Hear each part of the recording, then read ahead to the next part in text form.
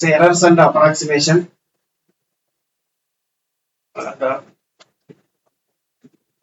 The foundation of all experimental science and technology is measurement. The result obtained from any measurement will contain some uncertainty. Such an uncertainty is termed as error. Any calculation made using the measured values will also have an error. It is not possible to make exact measurement in an experiment.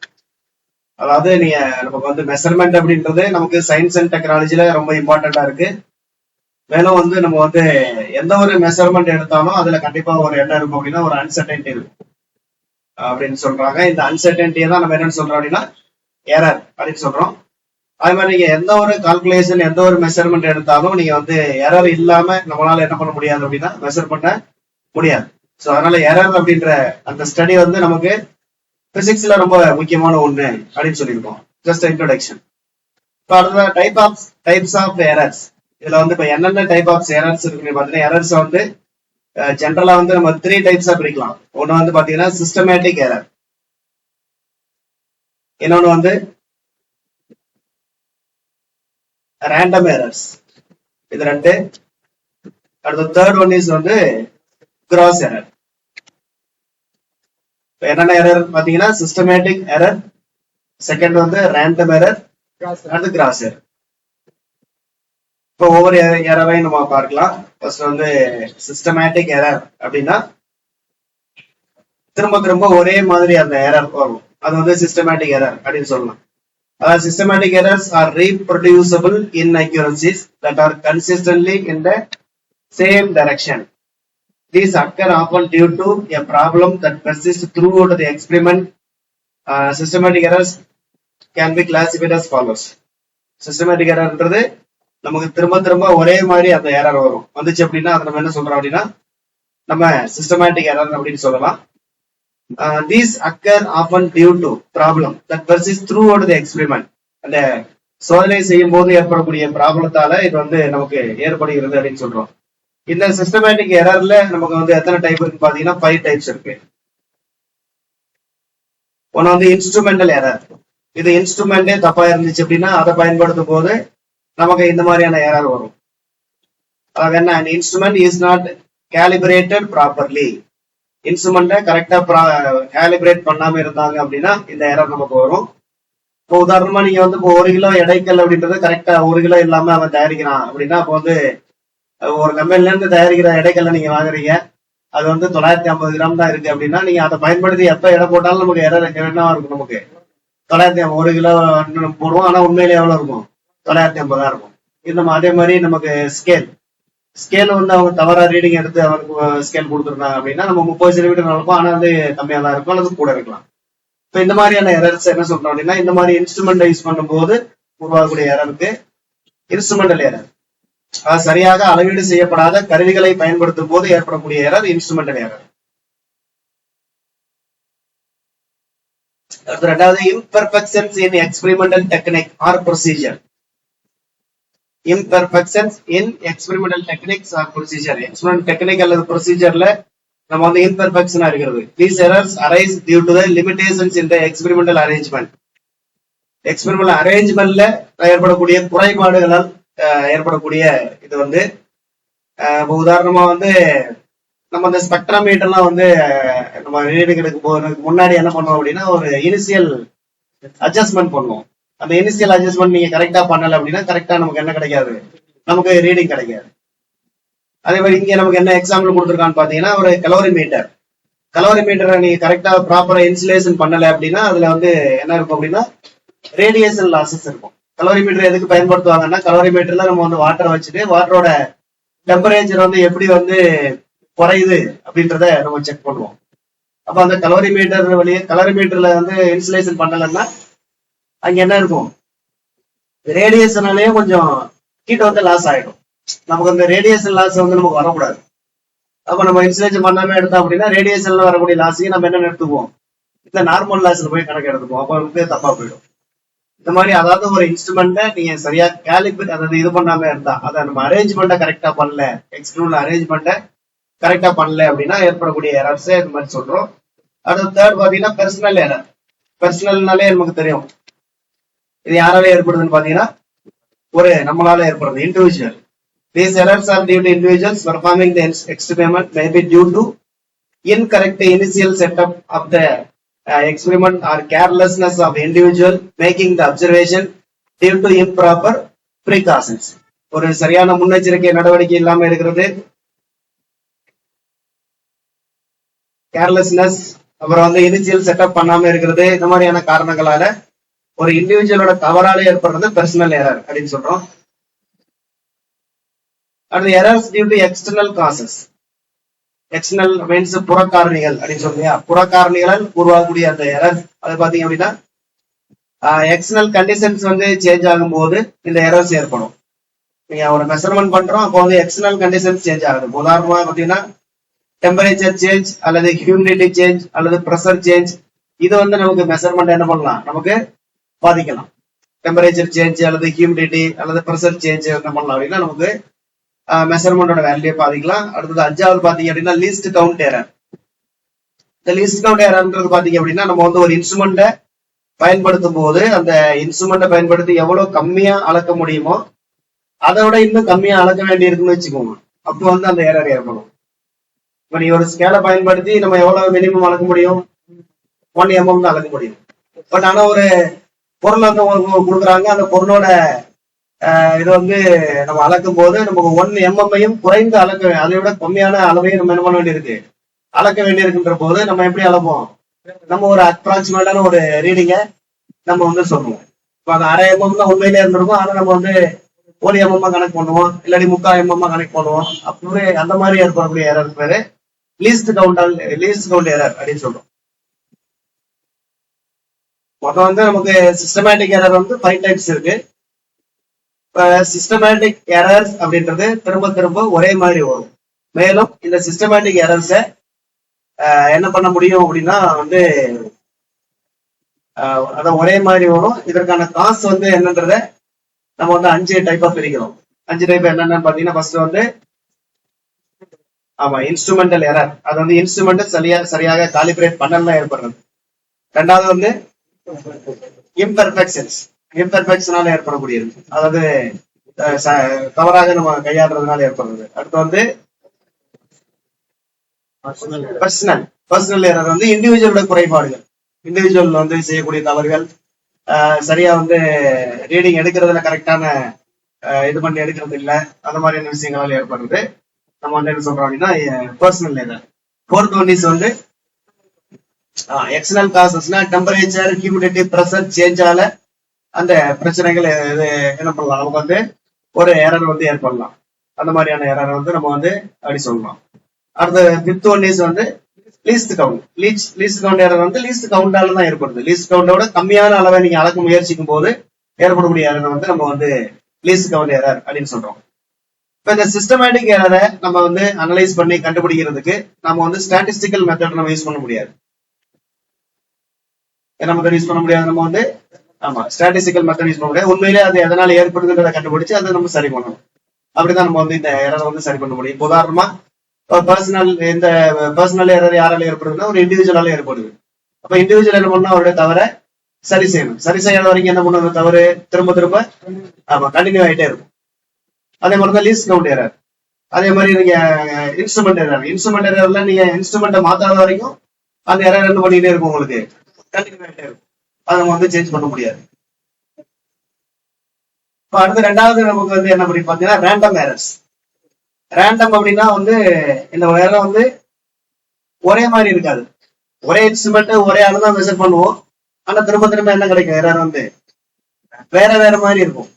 அது வேற வேற reading கிடைக்கும், ரீடிங்கே மாறி மாறி கிடைக்கும். ஒரே situation, ஒரே ஆளு, ஒரே இன்ஸ்ட்ருமெண்ட், ஆனாலும் என்ன பண்ணோம் அப்படின்னா ரீடிங் மட்டும் என்ன பண்ணிட்டே இருக்கும், நமக்கு மாறிட்டே இருக்கும். அந்த மாதிரியான எரர்ஸ் சொல்றோம் அப்படின்னா நம்ம வந்து ரேண்டம் எரர்ஸ் அப்படின்னு சொல்றோம். இப்ப random errors arise due to random and unpredictable variations. அன்பிரடிக்டபிள்னா என்னது, முன்னாடியே நம்மளால கண்டுபிடிக்க முடியாத அப்படின்னு அர்த்தம். In experimental conditions like pressure, temperature, voltage supply, etc., the errors may also due to personal errors by the observer. who performs the experiment. Random errors are sometimes called என்ன சொல்றாங்க அப்படின்னா, இன்னொரு பேர் வந்து ரேண்டம் எரருக்கு இன்னொரு பேர் வந்து சான்ஸ் எரர். சான்ஸ் எரர்னு தமிழ்ல வந்து வாய்ப்பு பிழைகள் அப்படின்னு சொல்லுவாங்க. ரேண்டம் எரருக்கு தமிழ்ல வந்து சம வாய்ப்பு பிழை அப்படின்னு பேர்.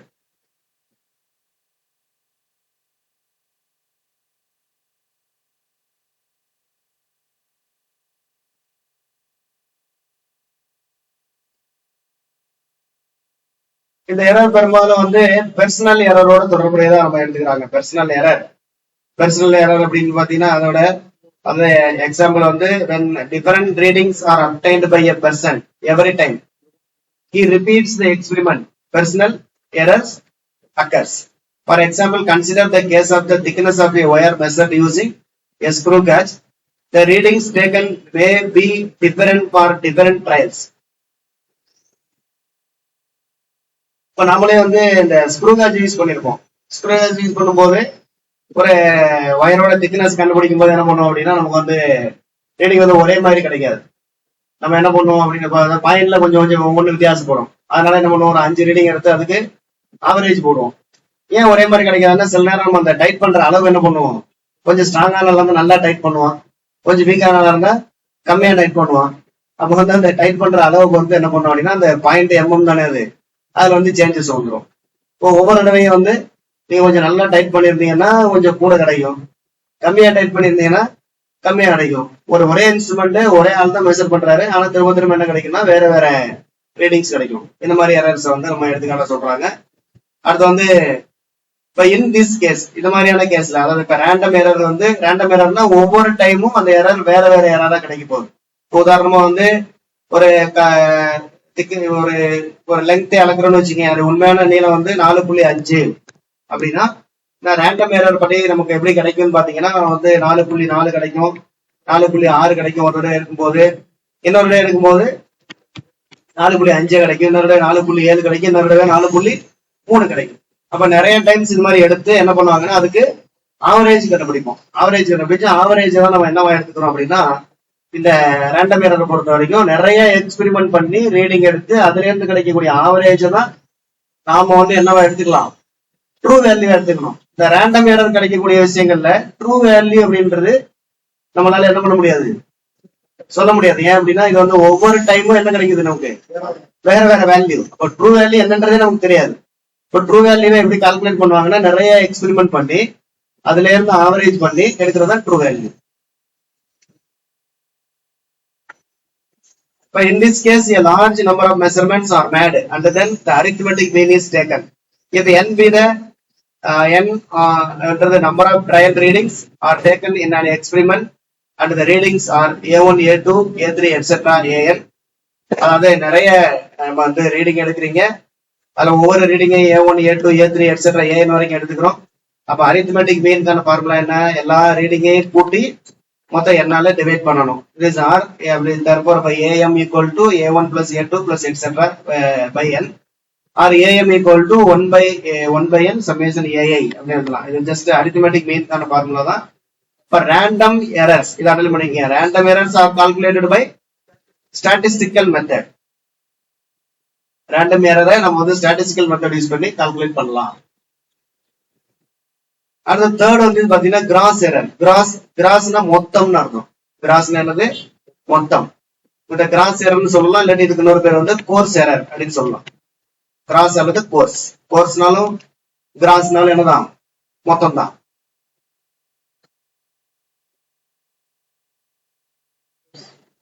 இந்த எரர் எதனால ஏற்படுதுன்னு சொல்றாங்கன்னா, கேர்லெஸ்னஸ் ஆஃப் அன் அப்சர்வர். இதெல்லாம் பண்ணிங்க, கேர்லெஸ்னஸ் ஆஃப் அன் அப்சர்வர். அப்சர்வருடைய கவனக்குறைவு, அதுதான் வந்து இதற்கான காரணம். இதுக்கான எக்ஸாம்பிள் வந்து நமக்கு ஒரு 4 எக்ஸாம்பிள் கொடுத்துருக்காங்க. பாத்தீங்கன்னா, ஒண்ணு, reading and instrument without setting it properly. இன்ஸ்ட்ருமெண்ட்டை கரெக்டா செட் பண்ணாமலே ரீடிங் எடுக்க ஆரம்பிச்சிருது. அடுத்து ரெண்டாவது வந்து taking observation in a wrong manner without bothering about the source of errors and the precautions. அதாவது முன்னெச்சரிக்கை நடவடிக்கைகள் மற்றும் எரர் ஏற்படக்கூடிய விஷயங்கள், இது எதுவுமே தெரியாம நம்ம வந்து என்ன பண்றது, அப்படியே வந்து ரீடிங் எடுக்க ஆரம்பிச்சிடுறது. அடுத்து ரெக்கார்டிங் ராங் அப்சர்வேஷன். தவறாக உற்று நோக்கியதே அப்படியே என்ன பண்ணிடுறது, அப்படியே அதையே வந்து மெஷர்மெண்ட் எடுத்துக்கிறது, ரெக்கார்ட் பண்ணிடுறது. அடுத்து using wrong values of the observations in calculation. அதே மாதிரி கணக்கீட்லயும் அதே மாதிரி தவறான வேல்யூஸ் என்ன பண்றது, நம்ம யூஸ் பண்ணி கால்குலேஷன் பண்றது. அடுத்து these errors can be minimized only when an observer is careful and mentally alert. இந்த எரரை வந்து எப்படி நம்ம சரி பண்ணலாம்னு சொல்றான் பாருங்க. கிராஸ் எரரை வந்து நீங்க ஸ்டாட்டிஸ்டிக்கல் மெத்தட்லாம் யூஸ் பண்ணி சரி பண்ண முடியாது. அப்சர்வர் வந்து எப்படி இருக்கணும், கேர்ஃபுல்லா இருக்கணும், மென்டலி அலர்ட்டா இருக்கணும், வேற யாவது இருக்கக்கூடாது. அது மாதிரிலாம் இருந்துச்சுன்னா நம்ம வந்து என்ன பண்ணுவோம், அங்க வேற யாவது இருந்ததுன்னா ரேடிங் ஒண்ணு காமிக்க நம்ம ஒண்ணு எழுதுவோம், அது பாக்குறது ஒண்ணு பார்ப்போம், எழுதுறது ஒண்ணு எழுதுவோம். அப்படி எழுதணும்னா இது மாதிரி இது வந்து ஏன்னா இதனாலதான் கிராஸ் எரர் சொல்றான். அங்க 6.3 இருக்கும், நமக்கு 3.3 எழுதுவோம். அப்ப பெரிய லெவல்ல அந்த எரர் வந்து கிரியேட் ஆகும். இதெல்லாம் வந்து கிராஸ் எரர். அதான் கிராஸ் எரரை ஸ்டாட்டிஸ்டிக்கல் மெத்தட் யூஸ் பண்ண முடியாது. ரேண்டம் எரருக்கு என்ன யூஸ் பண்ணலாம், நம்ம வந்து ஸ்டாட்டிஸ்டிக்கல் மெத்தட் யூஸ் பண்ணலாம். இப்ப ரேண்டம் எரர், சிஸ்டமேட்டிக் எரர், ரெண்டுக்கும் உள்ள டிஃபரன்ஸ் எக்ஸாம்பிள் இது பாக்குறாங்க. இப்ப ரேண்டம் எரர்ன்றது பாத்தீங்கன்னா, suppose you measure the mass of a ring 3 times using the same balance and get slightly different values. அதாவது ஒரே தராசை பயன்படுத்தும் போதும் நமக்கு வந்து என்ன கிடைக்குதுன்னு பாத்தீங்கன்னா, ஒரே பொருளோட மாசு ஒரே தராசை பயன்படுத்தும் போதும் 3 விதமான ரீடிங்ஸ் கிடைக்கும். இந்த மாதிரி 3 வெவ்வேறு விதமான ரீடிங்ஸ் கிடைக்கும். இதைதான் நம்ம என்ன சொல்றோம் அப்படின்னா ரேண்டம் எரர் அப்படின்னு சொல்றோம். How to minimize it, random எரரை எப்படி குறைக்கலாம் அப்படின்ட்டு கொடுத்துருக்காங்க. என்ன பண்ணணும், ரேண்டம் எரரை குறைக்கிறதுக்கு டேக் மோர் டேட்டா, அப்படின்னா திரும்ப திரும்ப நிறைய ரீடிங்ஸ் எடுக்கணும். அதுக்கப்புறம் random errors can be evaluated through statistical analysis and can be reduced by averaging over a large number of observation. Random எரரை குறைப்பதற்கு நிறைய ரீடிங் எடுத்து அதுக்கு நீங்க ஆவரேஜ் எடுக்கணும். அந்த ஆவரேஜ் கிட்டத்தட்ட யாருக்கு ஈக்குவலா இருக்கும் அப்படின்னா ட்ரூ வேல்யூக்கு பக்கத்துல இருக்கும். சிஸ்டமேட்டிக் எரர் பாத்தீங்கன்னா, சப்போஸ் த கிளாத் டைப் மெஷர், ஒரு கிளாத் டேப், நீங்க ஜவுளி கடைக்கு போறீங்க, ஒரு கிளாத் டேப் வச்சு அவன் மெஷர் பண்ணி உங்களுக்கு துணி கொடுக்குறான், ரைட்டா? Suppose the cloth tape measure that you use to measure the length of an object as you stretched out from years of use. அந்த கிளாத் டேப் வந்து பயன்படுத்தும் போது கிளாத் டேப் வந்து நாட்கள் ஆக ஆக என்ன ஆகும் அப்படின்னா நமக்கு வந்து கொஞ்சம் ஸ்ட்ரெஸ் ஆயிடும். அப்ப ஸ்ட்ரெஸ் ஆகும் போது அது காமிக்கக்கூடிய ரீடிங் என்ன ஆயிரும் அப்படின்னா அந்த 1 மீட்டர் அப்படின்றது என்ன ஆயிரும், மாறிடும். துணி டேப் இருக்கு இல்லையா, துணி டேப் அதோடைய அளவு வந்து என்ன போயிடும், குறைய ஆரம்பிச்சிரும் அப்படின்னு சொல்றான். ஸ்ட்ரெச் ஆகும்போது கொஞ்சம் விரிவடைய ஆரம்பிச்சிடும். அப்ப நீங்க வந்து 1 மீட்டர் அப்படின்றது 1 மீட்டரோட கொஞ்சம் கூடுதலாவே காமிக்கும். அப்ப இந்த எரர்ஸ் எப்படி சொல்றான் அப்படின்னு பாருங்க. Systematic errors are difficult to detect.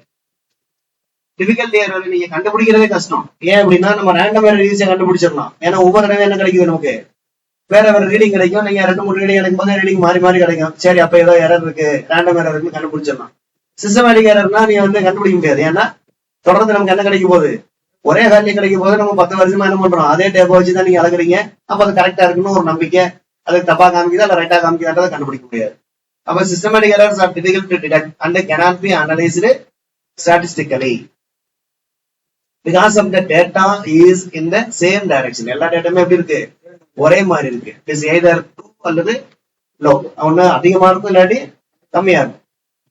அதே மாதிரிதான் நீங்க ஒரு எடைக்கல்ல பயன்படுத்தி அளக்கும் போது எடைக்கல்ல தப்பா இருந்துச்சுன்னா நமக்கு தவறாவே கிடைக்கும்.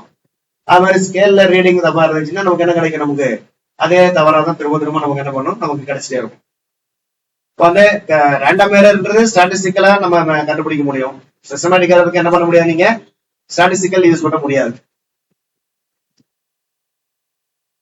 அந்த எரர் அனாலிசிஸ்ல என்னென்ன வகையான எரர்ஸ் இருக்கு அப்படின்னு பார்க்க போறோம்.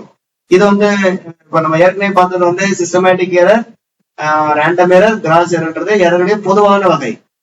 இப்ப அடுத்து வந்து நம்ம பார்க்க போறது என்னன்னு பாத்தீங்க அப்படின்னா வந்து இந்த எரர் என்னன்னு பாத்தீங்கன்னா, ஒரு சிங்கிள் மெஷர்மெண்ட் எடுக்கும்போது ஒரு எரர் வரும்.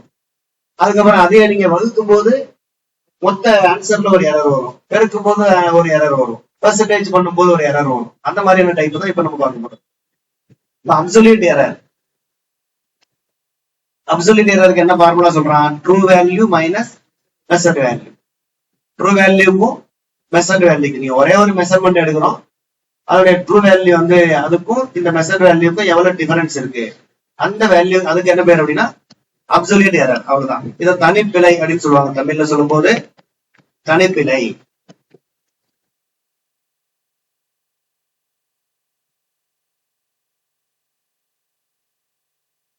இந்த ஃபார்முலா மட்டும் நீங்க நோட் பண்ணிட்டா போதும். அப்சல்யூட் எரருக்கு இந்த ஃபார்முலாவை தான் கீழே நம்ம சொல்லியிருப்போம். அடுத்த அப்சல்யூட் எரருக்கு வந்து என்ன சொல்றாங்க, இப்போ A1, A2, A3 etc. AN are the measured values of any quantity A in an experiment performed n times, then the arithmetic mean of these values. இது வந்து ட்ரூ வேல்யூக்கான ஃபார்முலா. ட்ரூ வேல்யூ எப்படி இது நம்ம வந்து நிறைய எக்ஸ்பெரிமெண்ட் பண்ணி அதனுடைய average, அதான் ட்ரூ வேல்யூ. அப்ப அப்சல்யூட் எரர் இன் மெஷர்ட் வேல்யூஸ். அப்சல்யூட் எரர் எப்படி கண்டுபிடிக்கிறாங்க?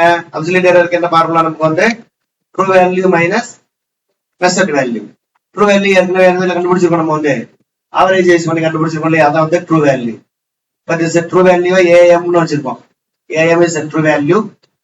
இப்ப ஃபர்ஸ்ட் ஒரு ரீடிங் எடுக்கிறீங்க. இப்ப ஏற்கனவே உங்களுக்கு ட்ரூ வேல்யூ கண்டுபிடிச்சு வச்சிருக்காங்க. இப்ப ஃபர்ஸ்ட் ஒரு ரீடிங் எடுக்கிறீங்க. அந்த ரீடிங் என்னன்னு வச்சுட்டு போறோம் வந்து A1. அப்ப வந்து ஃபர்ஸ்ட் ரீடிங் A1 ரீடிங் எடுக்கும் போது அப்சல்யூட் எரர் அப்படின்னா என்ன பண்ணுவீங்க, ட்ரூ வேல்யூல இருந்து A1 கழிக்க போறோம். அப்ப is delta A1. Delta A1 is the absolute error. இப்போ A1 ரீடிங்க்கு அது மாதிரி இன்னொரு ரீடிங் எடுக்கும்போது இன்னொரு வேற ஒரு அப்சல்யூட் எரர் கிடைக்கும். அது A2 எடுக்கும்போது AM-க்கும் A2-க்கும் இடைப்பட்ட அந்த டிஃபரன்ஸ். அப்ப அப்சல்யூட் எரர்ன்றது அப்போதைய மெஷர்ட் வேல்யூ ட்ரூ வேல்யூ. அதான் ட்ரூ வேல்யூல இருந்து அப்போதைய மெஷர்ட் வேல்யூ கழிச்சீங்கன்னா கிடைக்கக்கூடியது உங்களுக்கு என்ன அப்படின்னா அப்சல்யூட் எரர் அப்படின்னு சொல்றோம். அடுத்து mean absolute error. Mean absolute எரர்னா என்ன அப்படின்னு பாத்தீங்கன்னா, இப்ப வந்து நீங்க ஒரு 10 ரீடிங் எடுக்கிறீங்க. 10 ரீடிங்குமே வேற வேற ஆன்சர் நமக்கு கிடைக்குது. ஒவ்வொரு ரீடிங்க்குமான அப்சல்யூட் எரரை நம்ம கண்டுபிடிச்சிடறோம். அந்த ஒவ்வொரு எல்லா அப்சல்யூட் எரரையும் கூட்டி அதுக்கு சராசரி கண்டுபிடிச்சீங்கன்னா அதுக்கு என்ன பேரு, mean absolute error. Mean absolute எரரை நம்ம வந்து டெல்டா AM அப்படின்னு வச்சிருக்கோம். Delta AM equal to modulus delta A1, A2, A3 etc. AN by N. இந்த 1 by N வெளியில எடுத்துட்டு இது அப்படியே சமேஷன் போட்டோம்னா நமக்கு வந்து இந்த டேர்ம் கிடைச்சிரும். அடுத்து AM-ன்றது ட்ரூ வேல்யூ, டெல்டா AM-ன்றது அப்சல்யூட் எரர். அடுத்தது magnitude of the quantity may lie between. அப்ப அந்த குவான்டிட்டியோட மேக்னிடியூட் வந்து எது வரைக்கும் இருக்கலாம் அப்படின்னு பாத்தீங்கன்னா true value plus absolute error அல்லது true value minus absolute error. இதுல இருந்து இது வரைக்கும் இருக்கலாம். அதாவது அது வேல்யூ வந்து ஏஎம்ன்றது ட்ரூ வேல்யூல இருந்து பிளஸ் ஆர் மைனஸ் எரர் வரைக்கும் இருக்கலாம் அப்படின்றது. அடுத்த தேர்ட் வந்து ரிலேட்டிவ் எரர். ரிலேட்டிவ் எரர்ன்றதுக்கு என்ன ஃபார்முலா சொல்றாங்கன்னு பாத்தீங்கன்னா, மீன் அப்சல்யூட் எரரை திரும்ப மீன் வேல்யூல மல்டிபிள் பண்ணி இது டிவைட் பண்ணிடுறோம். Mean absolute error by mean value. Mean absolute error is delta AM by AM. இது பேரு ரிலேட்டிவ் எரர். ரிலேட்டிவ் எரருக்கு இன்னொரு பேர் என்ன சொல்றாங்க அப்படின்னா ஃபிராக்ஷனல் எரர். இதை அப்ளை பண்ணிக்கங்க. Relative error is also called fractional error.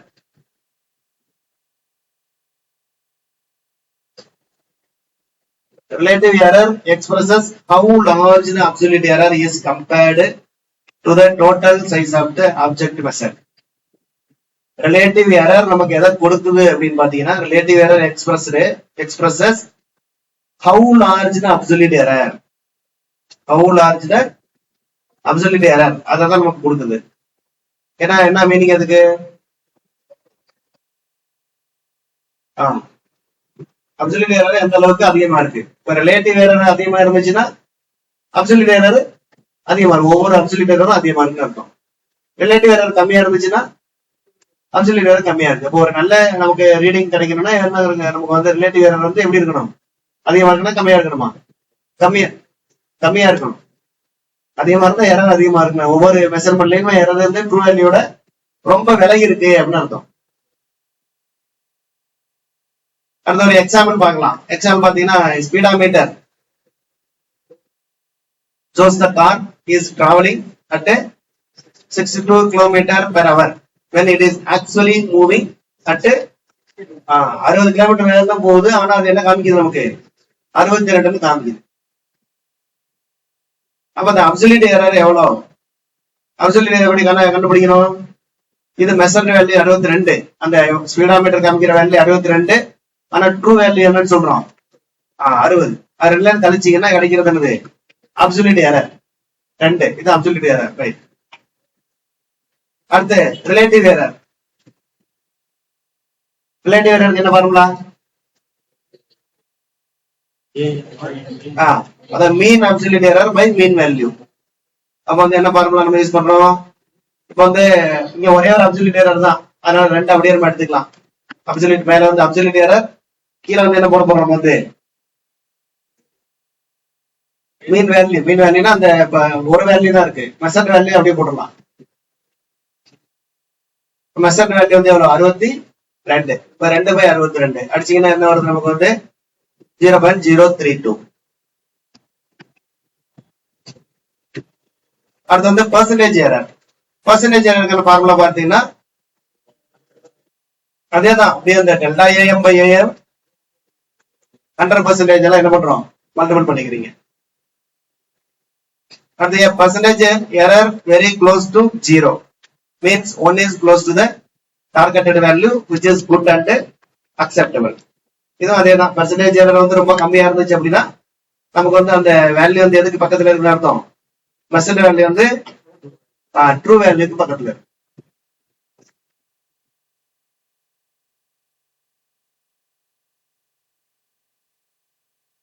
ஒரு எக்ஸாம்பிள் இருக்கு பாருங்க, எக்ஸாம்பிள் ப்ராப்ளம் ஒண்ணு. If a series of successive measurements in an experiment, the readings of the period of the oscillation of a simple pendulum are found to be. இந்த simple பெண்டலம் oscillation கண்டுபிடிக்கிறது எல்லாமே நமக்கு இந்த இதுல தான் வரும், ரேண்டம் எரர்ல வரும். நீங்க ஒவ்வொரு தடவை செய்யும் போது என்ன வரும் நமக்கு வந்து வேற வேற ஆசிலேஷன் ரீடிங், அந்த செகண்ட் டைம் கண்டுபிடிப்போம் இல்லையா, 10 ஆசிலேஷனுக்கான டைம் பார்த்தீங்கன்னா ஒவ்வொருத்தருக்கும் ஒவ்வொரு டைம் வரும், சின்ன சின்ன சேஞ்சஸ் இருக்கும். அப்ப அந்த சிம்பிள் பெண்டலம் ஆசிலேஷன் பண்ணும் போது கிடைக்கக்கூடிய நமக்கு வந்து 5 ரீடிங்ஸ் கொடுத்துருக்காங்க. 5 ரீடிங் கொடுத்துட்டு என்னென்ன கேட்கறான்? ஃபர்ஸ்ட் மீன் வேல்யூ, அடுத்து அப்சல்யூட் எரர், அடுத்து மீன் அப்சல்யூட் எரர், அடுத்து ரிலேட்டிவ் எரர், அடுத்து என்னது? Percentage error. இதை செக் பண்ணீங்கனாலே உங்களுக்கு இது எல்லாமே தெரிஞ்சிடும். ஃபர்ஸ்ட் சொல்லுங்க பார்க்கலாம். ஃபர்ஸ்ட் வந்து மீன் வேல்யூ. மீன் வேல்யூ என்ன பண்ணணும்? எல்லாத்தையும் கூட்டுறீங்க, 5 அளவு தரணும். ஏன்னா மொத்தம் 5 இருக்கு, அதனால 5 அளவு இருக்கிறோம். இப்ப மீன் வேல்யூ ஃபர்ஸ்ட் வந்து அதான் டிஎம்னு சொல்லிருக்கான். எல்லாத்தையும் கூட்டினா 5 அளவு தான் 2.624 செகண்ட் வந்துருச்சு. யாருக்கு? அவங்களுக்கு. உங்களுக்கு இது மாதிரி வராது. நீங்க என்ன பண்ணணும்? நீங்க கூட்டி நீங்க வகுக்கணும். அவங்க கூட்டி வகுத்து வச்சுட்டா அதனால வந்துருச்சு உடனே. உங்களுக்கு உடனே வராது, நம்ம தான் கூட்டி வகுத்து பார்த்துக்கணும். அடுத்து வந்து ரெண்டாவது கொஸ்டின் என்னது? Absolute error in each measurement. அப்படின்னா என்ன பண்ணணும்? உங்களுக்கு எதுல இருந்து கழிக்கணும்? இப்போ ட்ரூ வேல்யூ கொடுத்துருக்கானா? இப்ப கண்டுபிடிச்சீங்களா? Average. Average of the value கண்டுபிடிச்சீங்களா? அதாவது மீன் வேல்யூ. மீன் வேல்யூ கண்டுபிடிச்சீங்கல்ல, மீன் வேல்யூ நீங்க ட்ரூ வேல்யூ எடுத்துக்கணும் இனிமே, ரைட்டா? அப்ப வந்து என்ன பண்ணணும்? ஒவ்வொரு ரீடிங்கையும் எதுல இருந்து கழிக்கணும்? நீங்க இந்த 2.62 அதுல இருந்து கழிக்கணும். இதை வந்து ரவுண்ட் ஆப் வேற பண்ணி வச்சிருக்கான், 2.62. அப்ப அதுல இருந்து கழிச்சிருக்கானான்னு பாப்போமா? ஆமா, எல்லாமே அந்த ரவுண்ட் ஆப் பண்ண வேல்யூல இருந்து கழிச்சு எழுதலாம். இதான் ட்ரூ வேல்யூ. இப்போ 2.62. இதே 2.62 ரவுண்ட் ஆப் பண்ணா, ஏன்னா இதுல எல்லாத்துலயுமே என்ன இருக்கு நமக்கு? பாயிண்ட்க்கு அப்புறம் 2 டிஜிட் தான் இருக்கு. சோ அதனால அதை ரவுண்ட் ஆப் பண்ணிட்டோம். 2.62 2 டிஜிட் வர்ற மாதிரி ரவுண்ட் ஆப் பண்ணிட்டோம், ரைட்டா? ரவுண்ட் ஆப் பண்ணி அப்ப அதுல இருந்து கழிக்கிறோம். அப்போ அப்சல்யூட் எரர். அடுத்து மீன் அப்சல்யூட் எரர்ன்றதே நம்ம போடலாம். மீன் அப்சல்யூட் எரர்னா இந்த எல்லா அப்சல்யூட் எரரையும் கூட்டி 5 அளவு விட்டீங்கன்னா மீன் அப்சல்யூட் எரர். அடுத்து வந்து இதையும் அதே மாதிரி ரவுண்ட் ஆப் பண்ணி வச்சுக்கிறோம். அடுத்து ரிலேட்டிவ் எரர். ரிலேட்டிவ் எரர் என்ன பண்ணணும்? ரிலேட்டிவ் எரர் என்ன formula? Mean absolute error by mean value, right? இப்ப மீன் அப்சல்யூட் எரர் வந்து 0.11, 0.11. மீன் வேல்யூ வந்து 2.62. அதெல்லாம் டிவைட் பண்ணா இந்த வேல்யூ கிடைக்குது. அப்ப வந்து இதை திரும்ப ரவுண்ட் பண்றான், 0.04. எல்லாமே புள்ளிக்கு அப்புறம் 2 டிஜிட் வர்ற மாதிரி ரெடி பண்ணிக்கிறோம். அடுத்து பெர்சன்டேஜ் எரர். பெர்சன்டேஜ் எரர் ஈஸியா நீங்க வந்து நம்ம அந்த ரிலேட்டிவ் எரரை அப்படியே 100ஆல பெருக்கிற வேண்டியதான். பெருக்கினீங்கன்னா பெர்சன்டேஜ் எரர். அடுத்து time period of the simple pendulum. இப்ப time period of the simple pendulum எப்படி எழுதுறாங்க பாருங்க. டைம் பீரியடுக்காக simple pendulum t equal to 2.62. 2.62 என்ன வேல்யூ? ட்ரூ வேல்யூ, சரியா? அதுல இருந்து plus or minus error value. Error வேல்யூன்றது எதை போட்டிருக்கான்? 0.11, அதாவது ரிலேட்டிவ் எரர். இந்த ரிலேட்டிவ் எரரை இங்க கொண்டு வந்து போடுறோம்.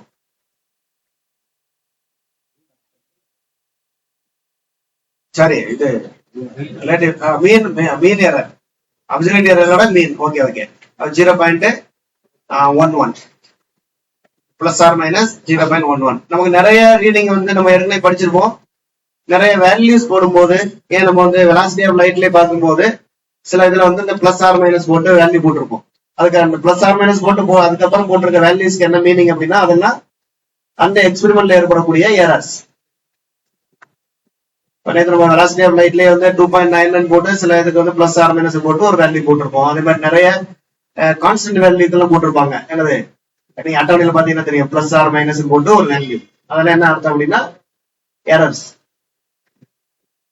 அதுலயும் 10 பவர்லாம் போட்டிருப்பான். 10 பவர்ல போட்டிருந்தா அதுல எரரோட 10 பவர். ஆமா, 10 பவர் மைனஸ்ல வரும் மேக்சிமம். அது வந்து